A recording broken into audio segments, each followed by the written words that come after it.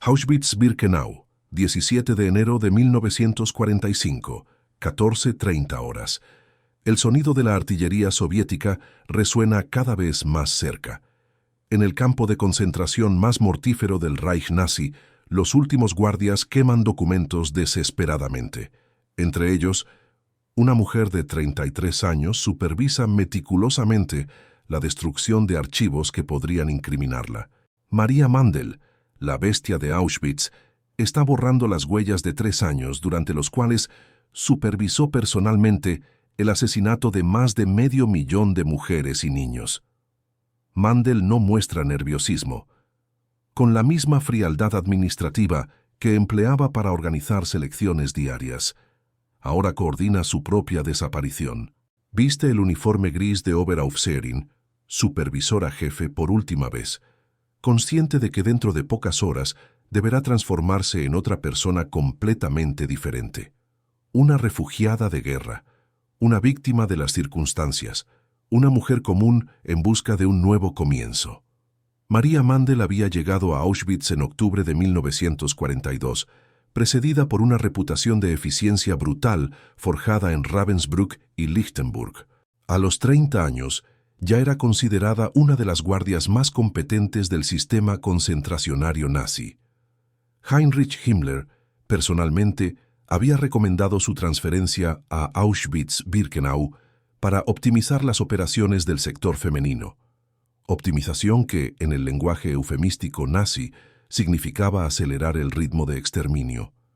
Durante sus 3 años en Auschwitz, Mandel desarrolló métodos que impresionaron incluso a oficiales veteranos de las SS. Organizaba selecciones como si fuera una coreografía macabra, filas perfectas de prisioneras, decisiones rápidas sobre vida o muerte, máxima eficiencia en el proceso de clasificación humana.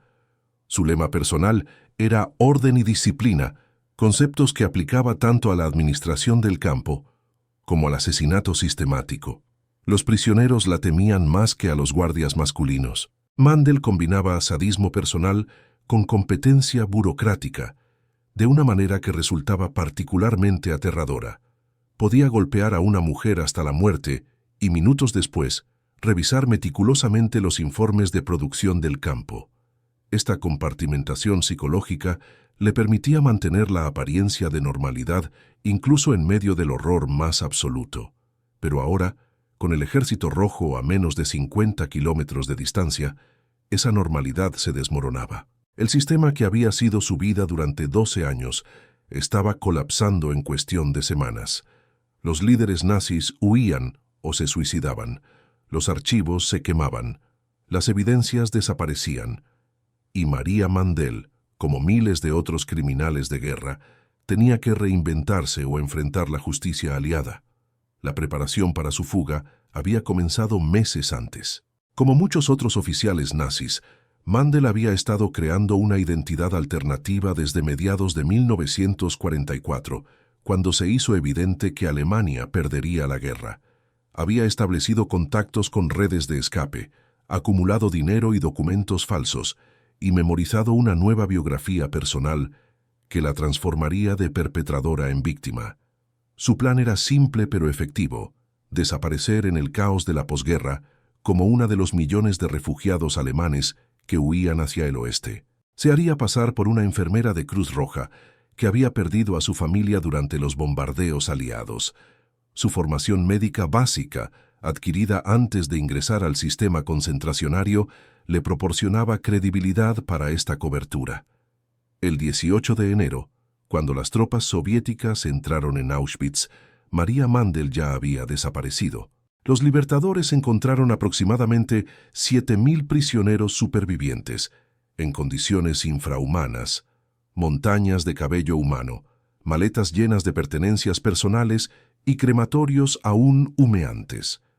Pero los responsables principales del horror habían logrado escapar. Durante las primeras semanas de investigación aliada, el nombre de Maria Mandel apareció repetidamente en testimonios de supervivientes.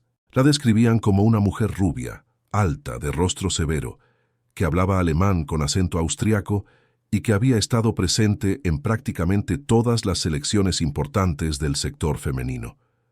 pero la propia Mandel había desaparecido como un fantasma.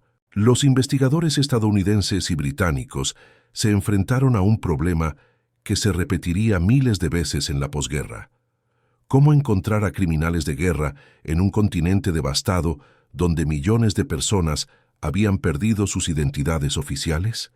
Los documentos estaban destruidos, los testigos dispersos por todo el mundo, y los fugitivos habían tenido meses para preparar sus coartadas.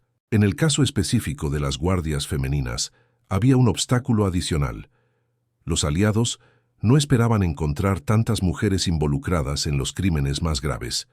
La mentalidad de la época asociaba el mal nazi fundamentalmente con figuras masculinas.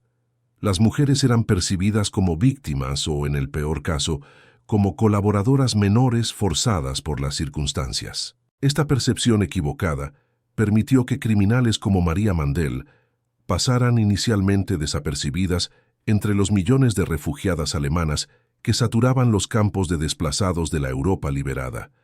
Se mezclaron con viudas de guerra, huérfanas y víctimas genuinas del conflicto, adoptando historias de sufrimiento que generaban compasión en lugar de sospecha.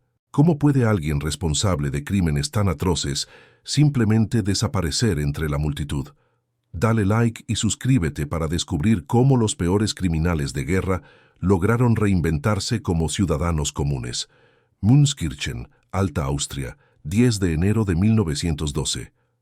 María Mandel nace en una familia campesina católica que nada presagia sobre el monstruo en que se convertirá. Sus padres, Joseph y Juliana Mandel, son propietarios de una pequeña granja donde crían ganado y cultivan cereales. Es la tercera de 6 hermanos, una niña aparentemente normal en una familia trabajadora de la Austria rural. Su infancia transcurre entre deberes escolares, tareas domésticas y la misa dominical en la iglesia local. La Austria de principios del siglo XX es una sociedad en transformación. El imperio austrohúngaro se desmorona lentamente, creando tensiones étnicas y políticas que marcarán profundamente a toda una generación. María crece en este ambiente de incertidumbre nacional, donde las identidades tradicionales se fragmentan y nuevas ideologías emergen para llenar el vacío. A los 16 años, María demuestra una inteligencia superior al promedio y una ambición que sorprende en una joven campesina. Sus profesores recomiendan que continúe sus estudios más allá de la educación básica obligatoria. En 1928, contra las expectativas familiares, se traslada a Viena para estudiar enfermería en un hospital católico. Es una decisión extraordinaria para una joven de origen rural, en una época donde las mujeres rara vez abandonaban sus comunidades natales. En Viena, María experimenta por primera vez la vida urbana y la independencia personal. La capital austriaca de finales de los años 20 es un hervidero de ideas políticas contradictorias. Socialdemócratas, conservadores católicos, pangermanistas y nazis compiten por el alma de una nación en crisis. María absorbe estas influencias sin comprometerse inicialmente con ninguna ideología específica. Su formación como enfermera revela características de personalidad que más tarde serán cruciales en su carrera criminal.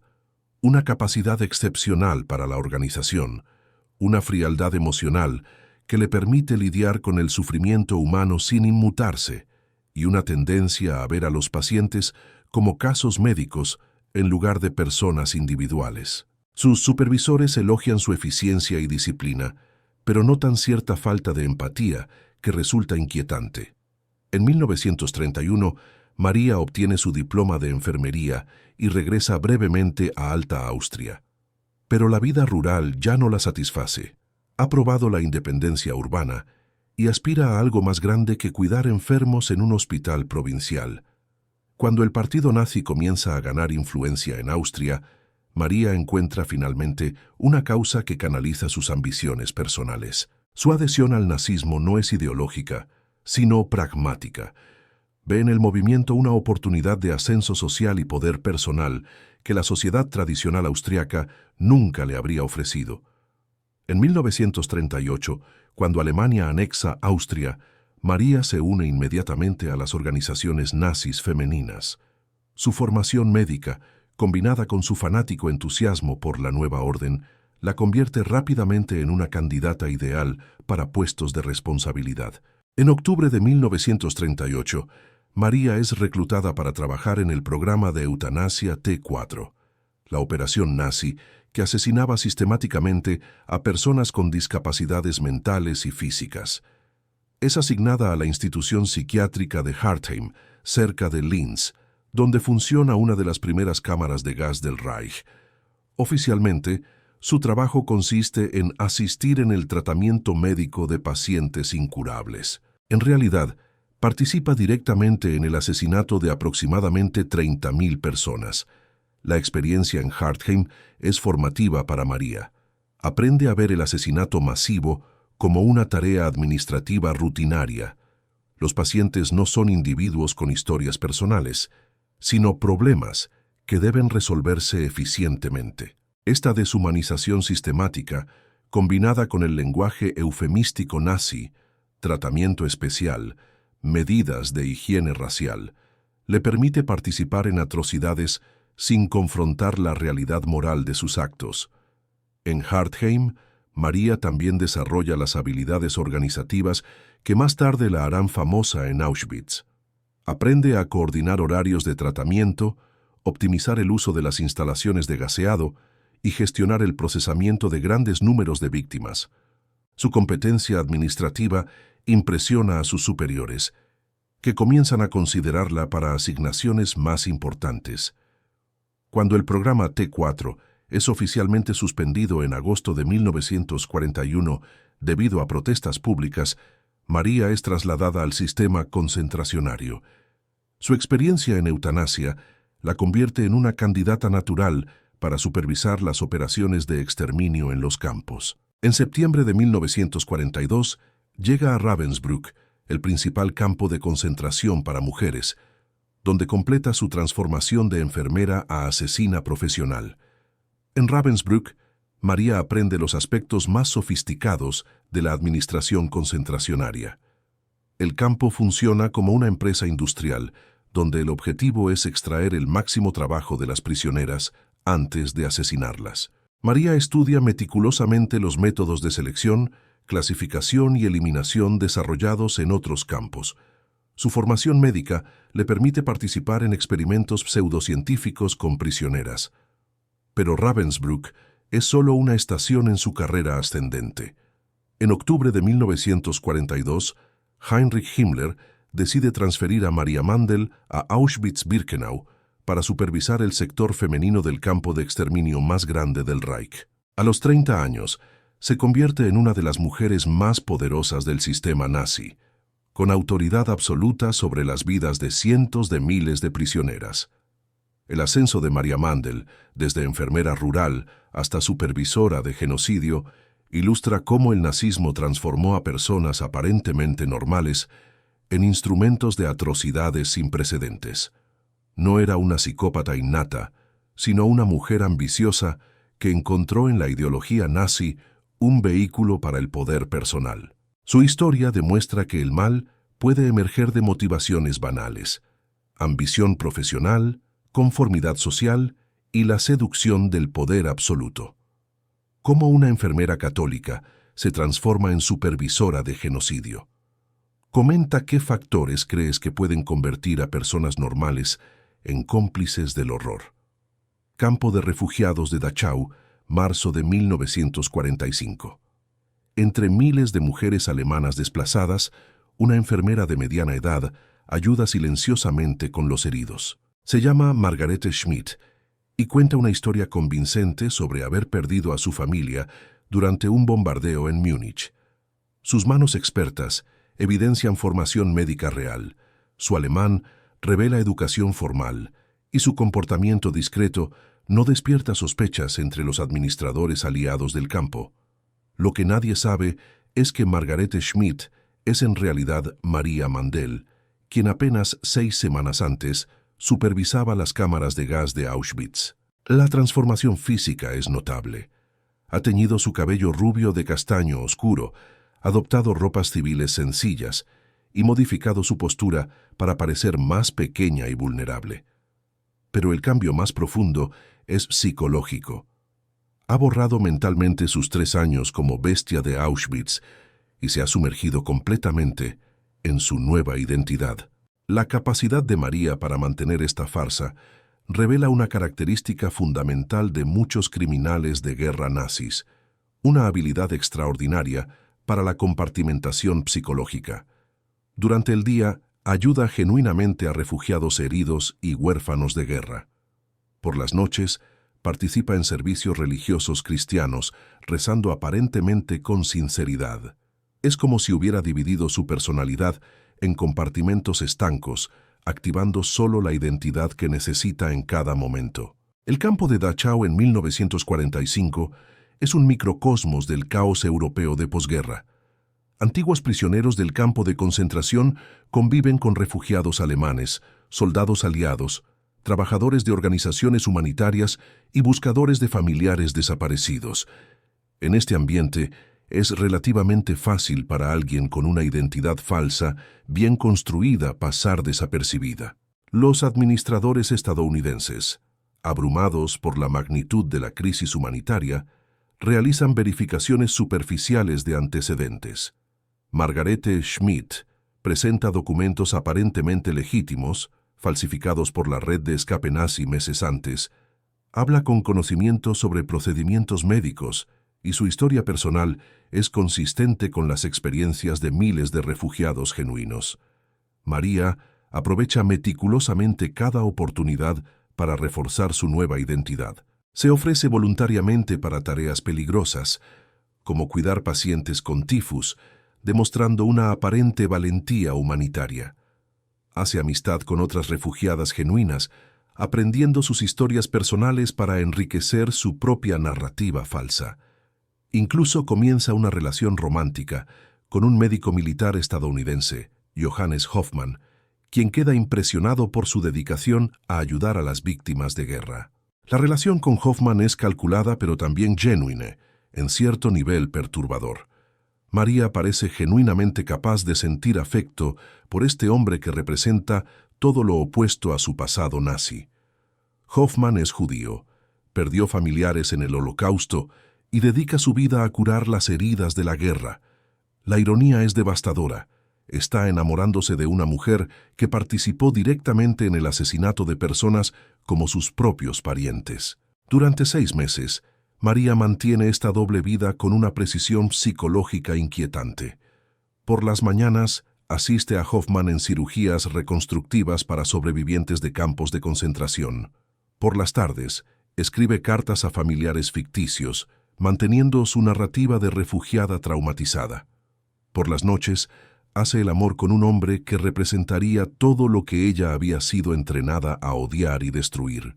Esta capacidad para la simulación total ilustra uno de los aspectos más perturbadores de la mentalidad criminal nazi: la habilidad para adoptar máscaras de humanidad mientras se mantiene fundamentalmente desconectado de la realidad moral. María no está fingiendo completamente sus emociones hacia Hoffmann. En algún nivel, realmente lo aprecia, pero esta apreciación existe en un compartimento psicológico completamente separado de su identidad como perpetradora de genocidio. En agosto de 1945, la situación se vuelve peligrosa cuando comienzan a llegar investigadores especializados en crímenes de guerra. El coronel David Marcus, un abogado militar judío estadounidense, está compilando listas de personal de campos de concentración basándose en testimonios de supervivientes. El nombre de María Mandel aparece repetidamente en las declaraciones, acompañado de descripciones físicas detalladas. María sabe que es cuestión de tiempo antes de que alguien la reconozca. Su respuesta es característicamente calculada. Planifica una nueva desaparición. Utilizando contactos establecidos durante sus meses en Dachau, obtiene documentos que le permitirán viajar a la zona de ocupación francesa. Su plan es llegar a España, donde el régimen de Franco mantiene simpatías hacia antiguos nazis, y desde allí emigrar a Argentina. Pero antes de ejecutar su escape, María toma una decisión que revela la complejidad psicológica de su carácter. Decide confesarse parcialmente a Johannes Hoffmann. No le revela su verdadera identidad, pero le cuenta que tiene secretos del tiempo de guerra que podrían comprometerla si fueran descubiertos. Le dice que debe huir y le pide que la acompañe a América del Sur. La reacción de Hoffmann es exactamente la que María había calculado. Como hombre honorable que la ama, se ofrece a ayudarla sin hacer preguntas incómodas sobre su pasado. Incluso propone matrimonio, creyendo que al convertirse en esposa de un oficial estadounidense, ella estará protegida de cualquier investigación. Es una muestra devastadora de cómo los criminales de guerra manipulaban la decencia humana para sus propios fines. En septiembre de 1945, Margarete Schmidt desaparece del campo de Dachau. Deja una carta para Hoffmann explicando que no puede arrastrarlo a sus problemas, pero que siempre recordará su bondad. Hoffmann pasa meses buscándola, convencido de que era una buena mujer traumatizada por experiencias de guerra que no podía compartir. La capacidad de transformación de los criminales de guerra revela aspectos perturbadores de la psicología humana. ¿Crees que es posible reinventarse completamente, o el pasado siempre encuentra la forma de volver? Monasterio de San Bernardo, Francia, octubre de 1945. En los pasillos silenciosos de una abadía benedictina cerca de Lyon, una mujer vestida de civil ayuda discretamente en la cocina. Los monjes la conocen como Hermana Magdalena, una refugiada católica que busca redención después de haber sido obligada a trabajar en instalaciones alemanas durante la guerra. Su historia de arrepentimiento y deseo de dedicar su vida al servicio religioso ha conmovido al abad Pierre Gastineau, quien le ha ofrecido refugio temporal. María Mandel ha encontrado el escondite perfecto. Los monasterios franceses de la posguerra están acostumbrados a recibir refugiados con pasados complicados. La tradición católica del santuario y la redención proporciona cobertura ideal para alguien que necesita tiempo para planificar su próximo movimiento. Además, el ambiente religioso le permite practicar su capacidad de simulación en un contexto donde la piedad y el arrepentimiento son valores supremos. Durante 3 meses, María vive como novicia no oficial, participando en servicios religiosos, cuidando huertos monásticos y ayudando con refugiados que llegan al monasterio. Su comportamiento es ejemplar, humilde, trabajadora, aparentemente sincera en su búsqueda espiritual. Los monjes comentan entre ellos sobre la gracia evidente de esta mujer que ha encontrado a Dios después de las tribulaciones de la guerra.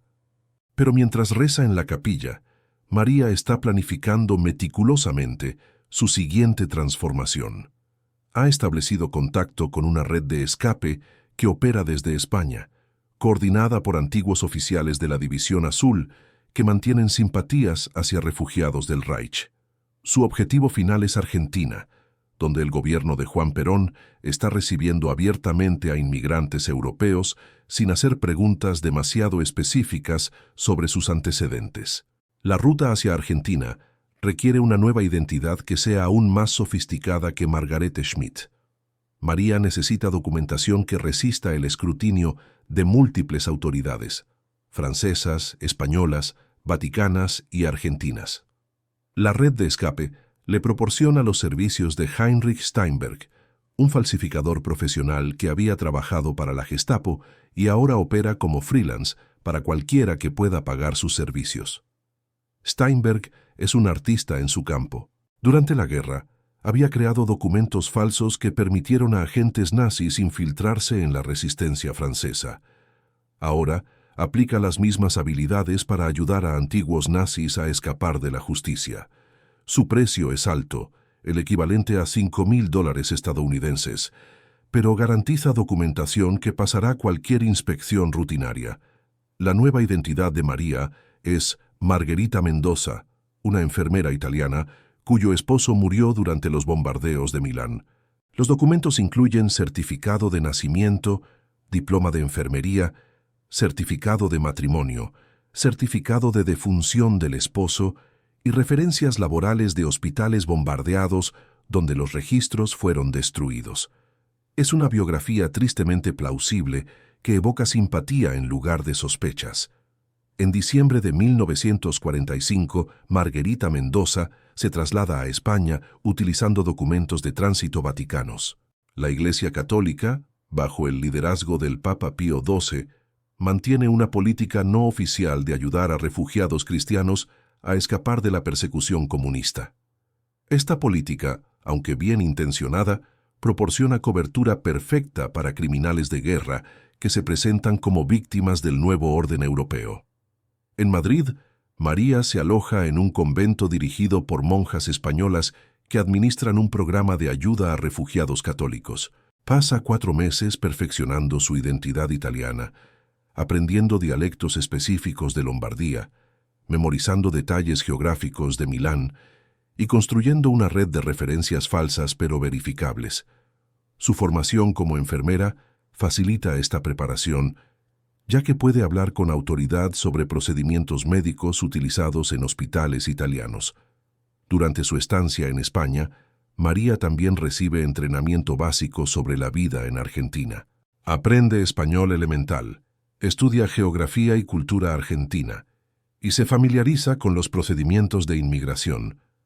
La red de escape le proporciona contactos en Buenos Aires, una familia alemana que ayudará con alojamiento inicial, un hospital católico donde puede buscar empleo y una iglesia donde puede establecer referencias comunitarias.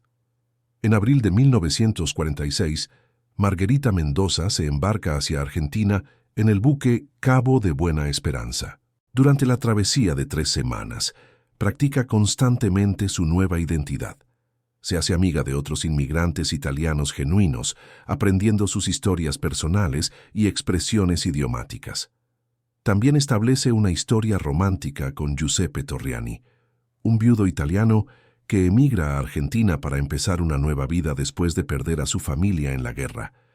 La relación con Torriani es tanto estratégica como emotivamente compleja.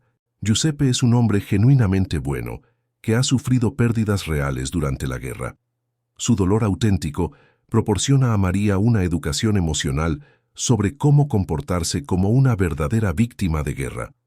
Al mismo tiempo, su interés romántico le ofrece una cobertura perfecta. Una pareja respetable que puede proporcionar referencias sobre su carácter. Cuando el barco llega al puerto de Buenos Aires, el 15 de mayo de 1946, María Mandel, ex supervisora de Auschwitz, ha completado oficialmente su metamorfosis en Margarita Mendoza, enfermera italiana viuda. Las autoridades argentinas procesan su documentación sin problemas. Argentina necesita enfermeras calificadas, especialmente aquellas con experiencia en trauma de guerra, y Margarita cumple todos los requisitos. En su primera noche en Buenos Aires, María se aloja en una pensión del barrio de San Telmo, administrada por inmigrantes italianos. Escribe una carta a los monjes franceses que la ayudaron, agradeciendo su bondad y prometiendo rezar por ellos desde su nueva patria. Es un toque final perfecto para su transformación. Incluso en la libertad, mantiene la fachada de la mujer devota que busca redención a través del servicio a otros.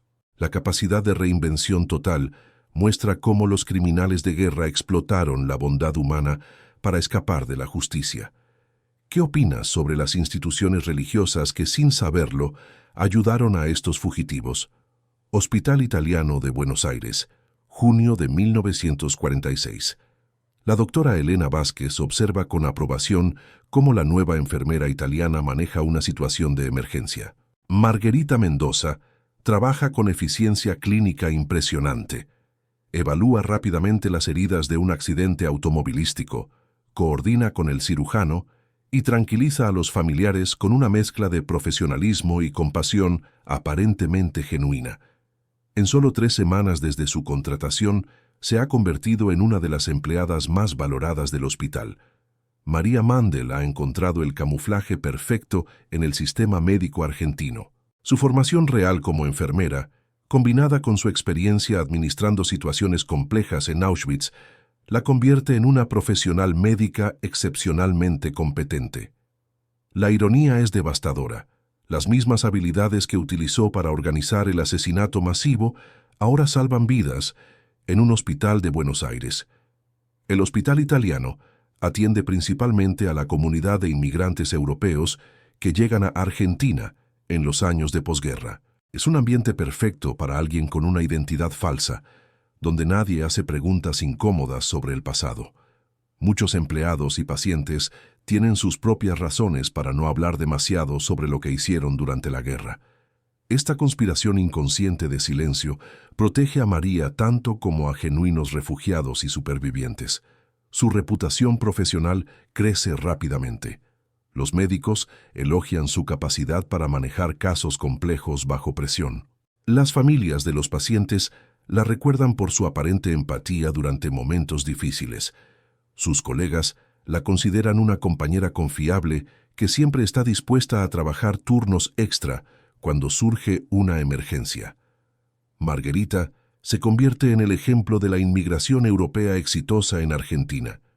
Pero detrás de esta fachada perfecta, María mantiene una vigilancia constante. Lee obsesivamente periódicos argentinos e internacionales, buscando noticias sobre juicios de criminales de guerra.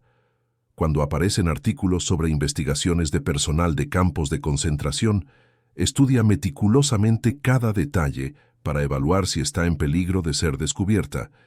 Su paranoia es metódica y calculada.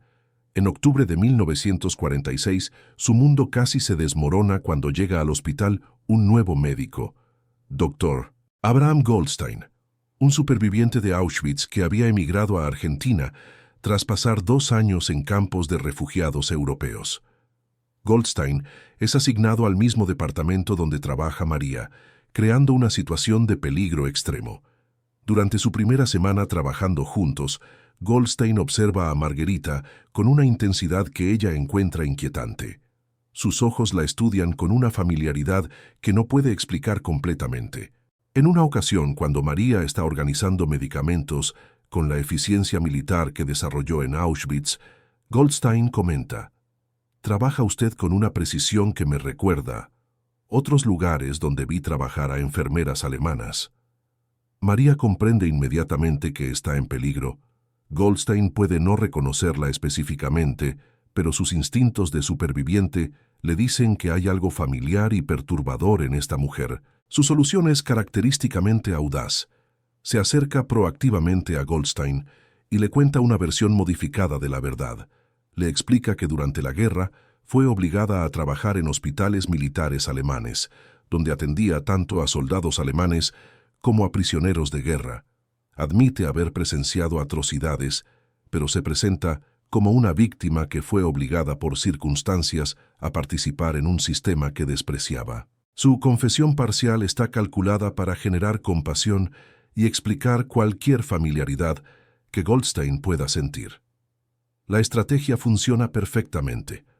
Goldstein, como superviviente que entiende las imposibles decisiones morales que la guerra obligaba a las personas, se compadece de Margherita. Ve en ella a otra víctima del nazismo, una mujer que fue forzada a servir a sus opresores, pero que mantuvo su humanidad. Incluso desarrolla una especie de amistad protectora hacia ella, admirando lo que percibe como su coraje para reconstruir su vida después del trauma. Esta relación con Goldstein se convierte en uno de los aspectos más psicológicamente complejos de la nueva vida de María. Está literalmente siendo protegida y consolada por un hombre que fue víctima del sistema donde ella participó voluntariamente como perpetradora. Las conversaciones entre ellos sobre la guerra son surrealistas. Goldstein comparte su trauma como prisionero, mientras María expresa una compasión que es simultáneamente fingida y en algún nivel perturbador, genuine. En 1947, María toma la decisión de dejar Buenos Aires. Su relación con Goldstein, aunque estratégicamente exitosa, la está afectando psicológicamente de maneras inesperadas. Por primera vez desde el final de la guerra, está confrontando directamente las consecuencias humanas de sus acciones a través de los ojos de una víctima real. Es una experiencia que encuentra profundamente desestabilizadora. Solicita un traslado a un hospital en Córdoba alegando que quiere trabajar en una comunidad más pequeña donde puede hacer una diferencia real en las vidas de las personas. Su supervisor en Buenos Aires le proporciona referencias excelentes, describiendo a Margarita Mendoza como una de las enfermeras más competentes y compasivas que ha conocido.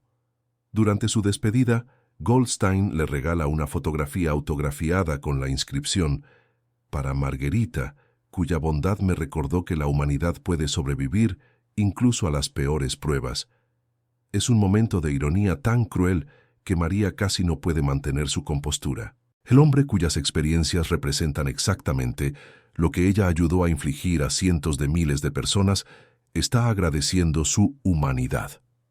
En el tren hacia Córdoba, María contempla la fotografía durante horas. Es posiblemente la primera vez desde 1945 que confronta directamente la realidad de lo que hizo en Auschwitz. Pero su respuesta no es remordimiento o confesión. En cambio, decide que debe ser aún más cuidadosa para proteger su nueva identidad. La experiencia con Goldstein le enseña que su pasado puede emerger de formas inesperadas y que debe estar preparada para cualquier contingencia. La capacidad de María para manipular incluso a sus propias víctimas revela dimensiones perturbadoras del engaño humano. ¿Cómo crees que los supervivientes se sentirían al saber que consolaron a sus propios torturadores? Córdoba, Argentina, marzo de 1949. En una pequeña iglesia católica de un barrio residencial, Margarita Mendoza se casa con Eduardo Fernández, un ingeniero argentino viudo que trabaja en la construcción de ferrocarriles.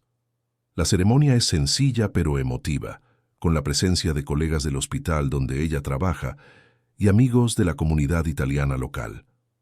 El padre Antonio Morales, quien oficia la ceremonia, comenta posteriormente que nunca ha visto una novia más radiante ni un amor más genuino. Eduardo Fernández representa la culminación perfecta de la reinvención de María Mandel.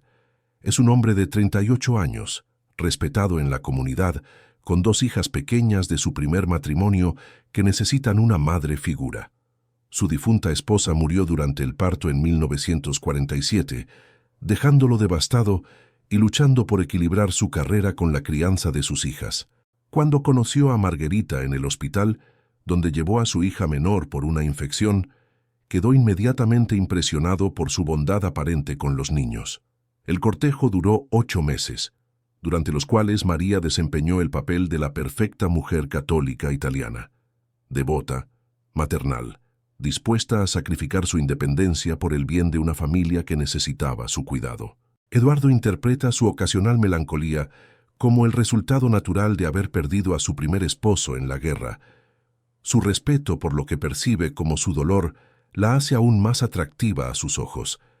El matrimonio transforma completamente el estatus social de María. Como Margarita Fernández, se convierte en una respetable matrona argentina con conexiones familiares que se extienden por las clases profesionales de Córdoba. Eduardo proviene de una familia establecida de ingenieros y funcionarios municipales. Su hermano Carlos es juez provincial. Su cuñada Mercedes dirige una escuela católica para niñas y sus padres son pilares de la comunidad italiana argentina.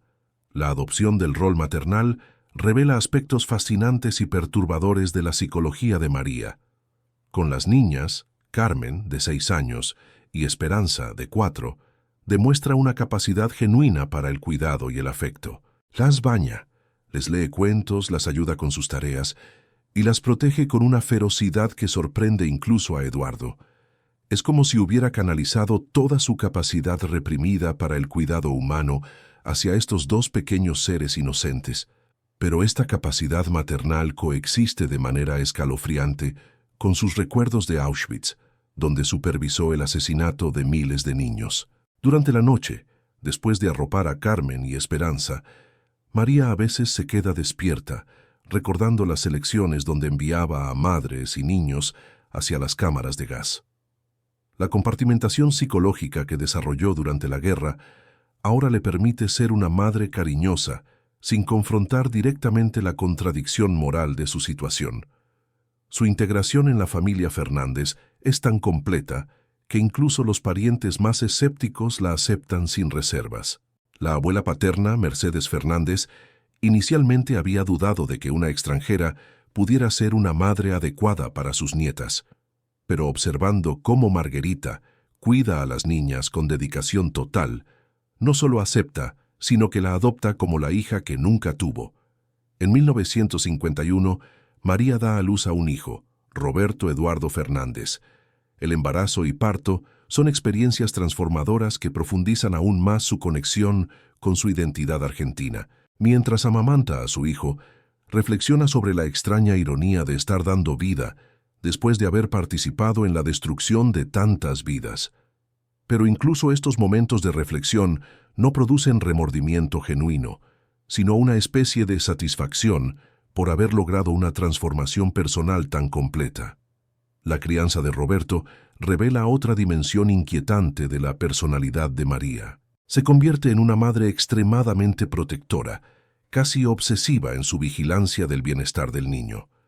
Es como si estuviera determinada a ser la madre perfecta como una forma de compensación subconsciente por las madres que separó de sus hijos en Auschwitz. Pero esta dedicación maternal nunca se traduce en remordimiento consciente por sus crímenes pasados. La vida doméstica de la familia Fernández se convierte en un modelo de normalidad argentina de clase media. Los domingos asisten juntos a misa en la Catedral de Córdoba. Organizan barbacoas familiares donde Eduardo toca la guitarra y Margarita canta canciones italianas. Las niñas van a la escuela católica, dirigida por la cuñada de Eduardo, donde Margarita es una participante activa en eventos escolares y recaudaciones de fondos. En 1953, cuando Roberto tiene 2 años, la familia se muda a una casa más grande en un barrio exclusivo de Córdoba. Eduardo ha sido ascendido a jefe de ingeniería municipal y Margarita trabaja medio tiempo como supervisora de enfermeras en un hospital privado católico. Externamente, representan el éxito del sueño inmigrante, una familia europea que ha prosperado en Argentina manteniendo sus valores tradicionales. Pero la aparente felicidad doméstica oculta tensiones psicológicas complejas. María desarrolla una ansiedad obsesiva sobre la seguridad de su familia, especialmente cuando lee noticias sobre la captura de criminales de guerra nazis en Europa o Sudamérica. Cada artículo periodístico sobre investigaciones internacionales la lleva a considerar si debe preparar otra huida. Su paranoia se manifiesta en comportamientos que Eduardo interpreta como cuidado maternal extremo. En ocasiones, durante conversaciones familiares sobre la Segunda Guerra Mundial, María debe navegar cuidadosamente entre mantener su identidad falsa y no decir nada que pueda contradecir su historia personal. Cuando Eduardo critica las atrocidades nazis, ella asiente solemnemente y comenta sobre el sufrimiento que presenció como víctima en hospitales alemanes. Estas conversaciones requieren un control emocional extraordinario que deja a María físicamente exhausta. La capacidad de formar vínculos familiares genuinos mientras se mantiene una identidad completamente falsa plantea preguntas perturbadoras sobre la naturaleza humana. ¿Es posible amar verdaderamente cuando se vive una mentira tan fundamental? Córdoba, Argentina, noviembre de 1958. Durante una cena familiar para celebrar el cumpleaños número 12 de Carmen, Margarita Fernández experimenta el primer momento de pánico real desde su llegada a Argentina. Roberto, ahora de 7 años, está jugando con soldaditos de plástico en la sala, mientras los adultos conversan en el comedor. De repente, el niño grita desde la sala: «¡Mami, ven a ver! Hice un campo de concentración como en las películas». El silencio que sigue es desgarrador. Eduardo y sus familiares interpretan la palidez súbita de Margarita como la reacción natural de una mujer que, según su historia personal, había presenciado horrores durante la guerra. Pero para María, ver a su hijo inocente recreando involuntariamente el escenario de sus peores crímenes es un momento de confrontación psicológica devastadora. Esa noche, después de que todos se han ido a dormir, María se queda despierta contemplando la posibilidad de que su pasado pueda emerger a través de las preguntas inocentes de sus propios hijos. Roberto está en la edad donde comienza a hacer preguntas sobre la guerra, sobre Europa, sobre por qué su madre a veces se queda callada cuando se mencionan ciertos temas. Carmen y Esperanza, ahora adolescentes, están estudiando historia europea en el colegio y ocasionalmente le piden que les cuente sobre sus experiencias en Italia durante la guerra. Estas conversaciones requieren una navegación psicológica cada vez más compleja. María debe proporcionar suficientes detalles para ser creíble, pero no tantos que pueda contradecirse o revelar conocimientos que una enfermera italiana no debería poseer. Ha desarrollado un repertorio de anécdotas cuidadosamente ensayadas sobre trabajar en hospitales bombardeados, ayudar a refugiados y presenciar la destrucción de ciudades italianas. Pero cada historia requiere una actuación que la deja mentalmente agotada. En 1959, la situación se complica cuando la familia recibe una visita inesperada. Giuseppe Torriani, el hombre con quien Margherita había desarrollado una relación durante el viaje a Argentina en 1946. Giuseppe había prosperado en Buenos Aires como importador de productos italianos y ahora está visitando Córdoba por negocios. Cuando se entera de que Margherita vive en la ciudad, decide visitarla para renovar una amistad que recordaba con cariño. El reencuentro con Giuseppe representa un peligro múltiple para María. Primero, él conoce detalles de su identidad italiana original que podrían no coincidir con la versión que ha contado a Eduardo. Segundo, Giuseppe es una conexión directa con su pasado como refugiada, lo que podría despertar preguntas que prefiere evitar. Tercero, su presencia obliga a María a mantener simultáneamente múltiples versiones de su historia personal durante las conversaciones familiares. Durante una cena incómoda, Giuseppe cuenta anécdotas sobre el viaje desde España que contradicen sutilmente algunos detalles que Margherita había contado a Eduardo sobre su llegada a Argentina. Aunque las discrepancias son menores, fechas, otros pasajeros, incidentes durante la travesía, María se da cuenta de que Eduardo está notando las inconsistencias. Su paranoia se intensifica cuando observa a su esposo haciendo preguntas aparentemente casuales que parecen diseñadas para verificar su historia. Después de que Giuseppe se va, Eduardo confronta delicadamente a Margherita sobre las contradicciones. Su enfoque es amoroso pero insistente. Está preocupado de que su esposa pueda estar ocultando trauma de guerra más profundo de lo que había admitido. María interpreta correctamente esta preocupación y la utiliza para reforzar su cobertura. Le cuenta que hay aspectos de su experiencia durante la guerra que son demasiado dolorosos para recordar con precisión, y que a veces confunde detalles para protegerse del trauma emocional. Esta explicación no solo satisface a Eduardo, sino que profundiza su protección hacia ella.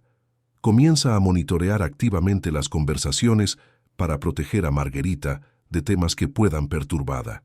Incluso habla con sus hijas mayores sobre ser sensibles cuando discuten historia europea en presencia de su madrastra. La ironía es devastadora. Eduardo está protegiendo unknowingly a una criminal de guerra de exactamente el tipo de escrutinio que podría exponerla. Pero el incidente con Giuseppe enseña a María una lección crucial sobre las vulnerabilidades de mantener una identidad falsa a largo plazo. Comprende que cada persona que conoció durante su transformación de la posguerra representa un riesgo potencial. Comienza a desarrollar estrategias para minimizar estos contactos, alegando que los recuerdos de la guerra son demasiado dolorosos para mantener amistades que le recuerdan ese periodo. En 1960, sus temores se intensifican cuando lee en los periódicos sobre la captura de Adolf Eichmann en Buenos Aires por agentes israelíes. El caso conmociona a la comunidad alemana e italiana de Argentina, muchos de cuyos miembros se dan cuenta por primera vez de que podrían haber estado viviendo junto a criminales de guerra nazi sin saberlo. María estudia obsesivamente cada detalle del caso Eichmann, buscando pistas sobre cómo los cazadores de nazis habían logrado encontrarlo después de 15 años de ocultamiento. El juicio de Eichmann en Jerusalén, transmitido por radio y televisión, se convierte en una obsesión para María. Cada testimonio de supervivientes la obliga a confrontar recuerdos de sus propios crímenes que había logrado reprimir durante años de vida doméstica argentina. Cuando los testigos describen las elecciones en Auschwitz, María reconoce escenas que ella misma había dirigido. Es una experiencia de confrontación psicológica que no había anticipado. Su comportamiento durante el periodo del juicio Eichmann alarma a Eduardo. Se vuelve retraída, sufre insomnio y ocasionalmente tiene pesadillas que la hacen gritar durante la noche. Eduardo interpreta esto como evidencia de que el juicio está reviviendo traumas de guerra reprimidos en su esposa. Su respuesta es aún más protectora. Prohíbe que se discuta el caso Eichmann en casa y limita el acceso de Margarita a periódicos y radio durante el juicio. La captura de Eichmann demostró que ningún criminal de guerra estaba verdaderamente seguro, sin importar cuán perfecta fuera su nueva identidad. ¿Cómo crees que otros fugitivos nazis reaccionaron al darse cuenta de que podrían ser los siguientes? Buenos Aires, diciembre de 1961. Simon Wiesenthal recibe una carta que cambiará el curso de su investigación sobre María Mandel. El remitente es Dr. Abraham Goldstein, quien había trabajado con Margherita Mendoza en el hospital italiano 15 años antes. Goldstein había estado siguiendo los casos de criminales de guerra desde la captura de Eichmann y, después de ver fotografías de personal de Auschwitz publicadas en periódicos durante el juicio, comenzó a sospechar que la enfermera italiana que había conocido podría no ser quien afirmaba ser. «Señor Wiesenthal», escribía Goldstein, «cada vez estoy más convencido de que trabajé junto a María Mandel durante 2 años sin reconocerla. Los supervivientes describen su altura, su forma de caminar, su manera de organizar tareas médicas. Todo coincide con una mujer que conocí como Margherita Mendoza. Podría estar equivocado, pero mi instinto de superviviente me dice que no lo estoy». Para Wiesenthal, esta carta representa exactamente el tipo de pista que había estado esperando durante décadas. Desde 1945, María Mandel había encabezado su lista de criminales más buscados, especialmente porque las descripciones de los supervivientes la retrataban como una de las perpetradoras más sádicas y organizadas de todo el sistema concentracionario. Que hubiera desaparecido tan completamente después de la guerra había sido una fuente de frustración constante. La investigación que sigue revela la extraordinaria meticulosidad de los métodos de Wiesenthal. Comienza compilando todos los testimonios existentes sobre María Mandel, descripciones físicas, manías personales, técnicas de trabajo, interacciones con prisioneros. Después contrasta esta información con lo que Goldstein puede recordar sobre Margherita Mendoza: altura aproximada, color de cabello, conocimientos médicos específicos, manera de hablar. Las coincidencias son demasiado numerosas para ser casuales. Goldstein recuerda que Margherita tenía un conocimiento inusualmente detallado de procedimientos de desinfección masiva, algo que sería natural en alguien que había supervisado operaciones de exterminio pero extraño en una enfermera de hospital civil. También recordaba su manera particular de organizar suministros médicos con eficiencia militar y su ocasional uso de terminología médica alemana cuando se concentraba intensamente. Wiesenthal contacta discretamente a otros empleados del hospital italiano que habían trabajado con Margherita. Varios confirman detalles que refuerzan las sospechas: su conocimiento sorprendente sobre tratamiento de trauma masivo, su capacidad para mantener calma absoluta durante emergencias médicas, y ocasionales lapsus donde usaba expresiones alemanas en lugar de italianas cuando estaba bajo presión. En marzo de 1962, Wiesenthal viaja personalmente a Argentina para investigar. Su cobertura es una conferencia sobre documentación de crímenes de guerra en la Universidad de Buenos Aires, pero su verdadero objetivo es encontrar pistas sobre el paradero actual de la mujer que conocía como Margherita Mendoza. Su investigación revela que había dejado Buenos Aires en 1947, aparentemente trasladándose al interior del país. La búsqueda se complica porque Margherita había cambiado de identidad nuevamente al casarse con Eduardo Fernández. Los registros matrimoniales de Argentina son fragmentarios para inmigrantes de la época, y muchos matrimonios civiles no fueron registrados centralmente hasta la década de 1950. Wiesenthal debe recorrer múltiples provincias, revisando archivos parroquiales y registros hospitalarios en busca de rastros de una enfermera italiana que hubiera trabajado en el sistema médico argentino. El breakthrough llega cuando Wiesenthal descubre registros de empleo del Hospital San Roque de Córdoba que mencionan a una Margarita Mendoza, que trabajó allí entre 1947 y 1948 antes de casarse con un ingeniero local. Los registros incluyen una dirección de emergencia, la familia Fernández en el barrio Alto Alberdi de Córdoba. En abril de 1962, Wiesenthal envía a un investigador privado posando como periodista que escribe sobre inmigrantes europeos exitosos en Argentina para observar discretamente a la familia Fernández. Las fotografías tomadas desde distancia muestran a una mujer de mediana edad que encaja con las descripciones físicas de María Mandel, aunque 17 años mayor y considerablemente diferente en apariencia debido al matrimonio y la maternidad. La confirmación visual se complementa con investigación sobre el comportamiento social de Margarita Fernández. Los vecinos describen a una mujer ejemplar, pero ocasionalmente misteriosa, que evita discusiones sobre la guerra europea y se pone nerviosa cuando se mencionan noticias sobre criminales de guerra.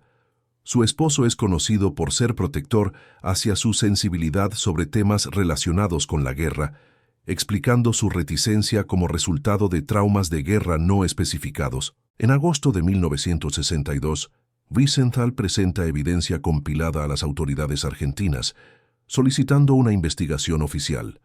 Sin embargo, se enfrenta a obstáculos legales significativos. Argentina no tiene tratados de extradición específicos para crímenes de guerra, y Margarita Fernández es técnicamente una ciudadana argentina casada con un ciudadano prominente. Además, han pasado 17 años desde los crímenes alegados, y la evidencia es en gran parte testimonial. El gobierno argentino, bajo presión internacional después del caso Eichmann, acepta investigar pero insiste en que cualquier procedimiento debe seguir los procesos legales argentinos. Esto significa que María no puede ser arrestada preventivamente. Debe ser investigada como ciudadana argentina sospechosa de crímenes cometidos antes de su naturalización. En octubre de 1962, agentes de la Policía Federal Argentina llegan discretamente a Córdoba para interrogar a Margarita Fernández. Su cobertura es una verificación rutinaria de documentos de inmigración relacionada con nuevas regulaciones sobre ciudadanía naturalizada. Eduardo Fernández coopera plenamente, orgulloso de demostrar que su esposa ha cumplido todos los requisitos legales para su ciudadanía argentina. El interrogatorio inicial de María es una obra maestra de actuación psicológica. Mantiene perfectamente su identidad como Margarita Mendoza, proporcionando detalles consistentes sobre su vida en Italia, su trabajo en hospitales durante la guerra y su emigración a Argentina. Cuando se le pregunta específicamente sobre cualquier conocimiento de campos de concentración nazis, expresa horror apropiado y cuenta su historia ensayada sobre haber presenciado atrocidades como víctima civil. La persistencia de cazadores de nazis como Wiesenthal demuestra que la justicia puede tardar décadas, pero eventualmente llega. ¿Crees que la sociedad tiene la responsabilidad de continuar buscando criminales de guerra sin importar cuánto tiempo haya pasado? Córdoba, Argentina, 15 de noviembre de 1962, 06:30 horas. Margarita Fernández está preparando el desayuno cuando oye vehículos deteniéndose frente a su casa. Por la ventana de la cocina ve automóviles negros de la Policía Federal Argentina y reconoce inmediatamente que su vida como esposa y madre argentina está llegando a su fin. Durante un momento fugaz, considera despertar a Eduardo y confesarle todo, pedirle que la ayude a escapar con sus hijos. pero sabe que sería imposible explicar 17 años de mentiras en los pocos minutos que le quedan. El arresto es formal, pero respetuoso. Los agentes muestran una orden judicial que autoriza la detención de Margarita Fernández, también conocida como Margarita Mendoza, también conocida como María Mandel, para interrogatorio por presuntos crímenes de guerra. Eduardo está en shock total. Hasta este momento, no tenía la más mínima sospecha de que su esposa pudiera ser otra persona que la refugiada italiana que había conocido y amado durante 13 años. Los niños observan desde la escalera cómo su madre es esposada. Roberto, ahora de 11 años, no comprende completamente lo que está sucediendo, pero siente el terror en el ambiente. Carmen y Esperanza, adolescentes, reconocen la gravedad de la situación por las palabras «crímenes de guerra» que oyen repetir a los policías. La imagen de su madre cariñosa siendo llevada en custodia se grabará en sus memorias para toda la vida. Durante el viaje hacia Buenos Aires, María permanece en completo silencio. No es el silencio del shock o la negación, sino el silencio de alguien que está reorganizando mentalmente sus estrategias de supervivencia. Después de 17 años viviendo como argentina, debe reactivar las habilidades de compartimentación psicológica que le permitieron sobrevivir en Auschwitz y escapar durante la posguerra. El interrogatorio formal comienza en la sede central de la Policía Federal. Los investigadores presentan evidencia compilada durante meses, fotografías de personal de Auschwitz, donde aparece María Mandel, testimonios de supervivientes que la identifican específicamente, documentos nazis con su nombre y firma, e inconsistencias en su historia personal como Margarita Mendoza. La confrontación con evidencia fotográfica es el momento decisivo. Cuando los investigadores le muestran una fotografía de 1943, donde aparece María Mandel en uniforme de las SS, supervisando una selección en Auschwitz, su reacción física es innegable. Su respiración se acelera involuntariamente, sus manos tiemblan ligeramente, y por primera vez en 17 años, la máscara de Margarita se desliza completamente.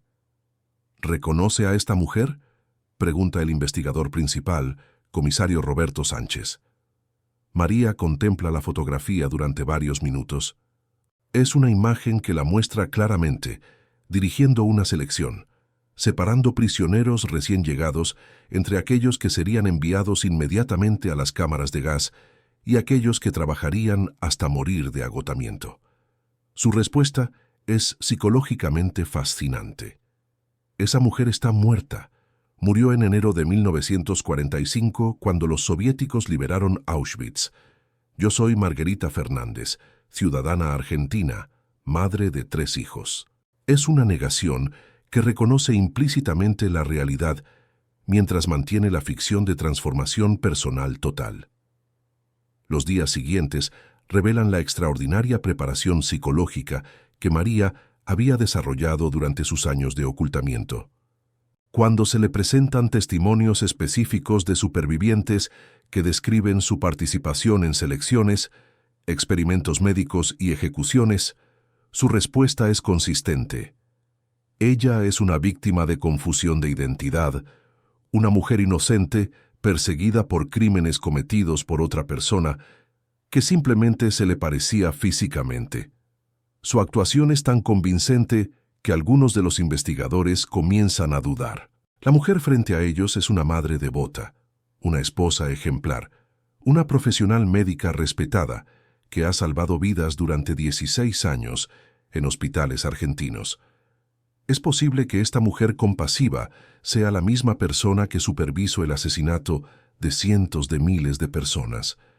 El breakthrough psicológico llega cuando Dr. Abraham Goldstein llega desde Buenos Aires para confrontar personalmente a la mujer que había conocido como Margarita Mendoza. El reencuentro entre el superviviente de Auschwitz y la exguardia que había trabajado junto a él sin reconocerla es uno de los momentos más tensos en la historia de la investigación de crímenes de guerra. Goldstein estudia a María durante varios minutos antes de hablar. Luego, lentamente, comienza a describir recuerdos específicos de su tiempo trabajando juntos en el hospital italiano. Conversaciones sobre técnicas médicas, Su manera particular de organizar medicamentos, su conocimiento detallado sobre tratamiento de trauma masivo. Con cada detalle, la fachada de María se debilita visiblemente. Finalmente, Goldstein dice: Margarita, ¿recuerda cuando me preguntó sobre mi tatuaje de Auschwitz y yo le conté sobre las selecciones? ¿Recuerda lo que me dijo sobre haber presenciado atrocidades similares en hospitales alemanes? Ahora entiendo por qué su descripción era tan precisa. Usted no las presenció como víctima, usted las dirigió. Es en este momento que María Mandel finalmente emerge de detrás de la máscara de Margarita Fernández. Su postura cambia, su expresión se endurece, y por primera vez en 17 años habla con la voz fría y calculadora de la supervisora de Auschwitz. ¿Y qué si lo hice? Era guerra. Yo cumplía órdenes. Usted sobrevivió, ¿no? Tal vez debería estar agradecido de que alguien como yo mantuvo el orden en lugar de dejar que los verdaderos sádicos hicieran lo que quisieran. Esta confesión parcial es grabada y se convierte en evidencia central del caso. Pero inmediatamente después de pronunciarla, María parece darse cuenta de su error y vuelve a su personaje de víctima confundida, alegando que la presión del interrogatorio la está volviendo loca y haciéndola decir cosas que no son verdad. El momento cuando María finalmente reveló su verdadera personalidad demostró cómo 17 años de actuación perfecta pueden desmoronarse en segundos. ¿Crees que es posible mantener una identidad falsa indefinidamente, o la verdad siempre encuentra una manera de emerger? La historia de María Mandel revela cómo criminales de guerra lograron reinventarse por completo, viviendo durante décadas como ciudadanos respetables. Pero su capacidad de transformación palidece en comparación con la historia del hombre que estás a punto de conocer. Adolf Eichmann, el arquitecto de la solución final, no solo escapó a la justicia, sino que prosperó en Argentina como técnico de Mercedes-Benz, construyendo una familia aparentemente normal, mientras ocultaba su responsabilidad en la deportación de 6 millones de judíos. Su captura por el Mossad en Buenos Aires cambió para siempre la búsqueda de justicia histórica. Haz clic en el video que se reproduce en pantalla y descubre cómo el burócrata más peligroso del nazismo casi escapó impune para siempre.